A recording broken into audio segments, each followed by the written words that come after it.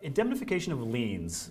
Maybe could you just take a quick second, just talk about liens and. Sure. So mechanic's lien is something that if a subcontractor doesn't get paid, or your subconsultant like a civil engineer doesn't get paid, they don't have a contract with the owner, the person with the money.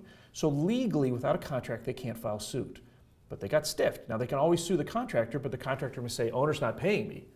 So the courts, going back in the legislature in Illinois, the Illinois Mechanics Lien Acts from 1905, it was put in place to say, owner has been improved, the property has been improved by your work, subcontractor, the electrician has put in electrical wiring, so you can put a lien on the property itself and you can foreclose on that lien.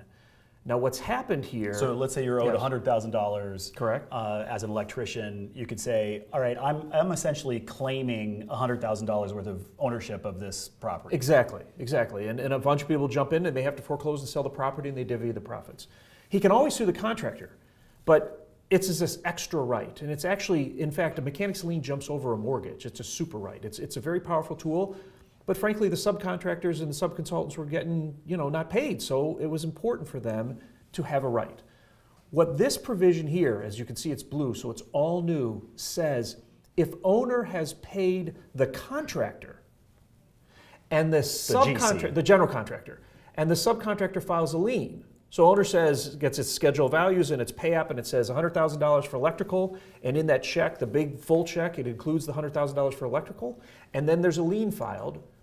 The contractor must indemnify the owner, meaning step into the shoes and pick up the defense, because the owner's already paid the contractor, the general contractor. And so the owner is insulated from liability from that subcontractor's claim.